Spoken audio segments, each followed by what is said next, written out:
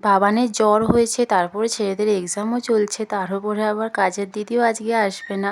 ওর কিছু করার নেই, ওরও জ্বর হয়েছে, তা না হলে এমনি এমনিও কামাই করে না। বাবান যে পরিমাণ জ্বর নিয়ে পরীক্ষা দিতে গেল, নর্মাল স্কুল চললে তো আমি কিছুতেই ওকে স্কুল পাঠাতাম না। আর কিছু তো খেয়ে গেল না, বমি করে স্কুলে গেল, পুরো খালি পেটেই গেল। তাও ভাবলাম যে যদি স্কুল থেকে এসে কিছু খায় তো ওর পছন্দ মতো একটু চিড়ের পোলাও বানালাম। রান্না হয়ে যাওয়ার পর ঘর গোছাচ্ছিলাম, তখনই ফোন এলো যে দিদি আজকে আমি যাব না, আমার জ্বর হয়েছে। তখনই ভাবলাম যে না, আজকে আমার অনেক কাজ বেড়ে গেছে। তবে সব কিছু ম্যানেজ করে নিয়েছি, সমস্ত কিছু কাজই গুছিয়ে নিয়েছি। ভিডিওটা ছিল মঙ্গলবারের, আজ তোমরা বৃহস্পতিবারে ভিডিওটা দেখবে।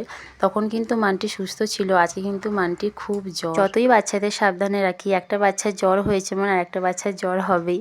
তো এদিকে আমি রান্নাঘর পরিষ্কার করে নিলাম, বাসনও মেজে নিয়েছি, ঘরটা মুছে স্নান করতে যাচ্ছি। আর এদিকে দেখো জল ঘাঁটছে, জল ঘাঁটতে মানা করছিলাম যে জল ঘাঁটিস না, তোরও জ্বর হবে বলতে বলতে জ্বর হয়েও গেছে।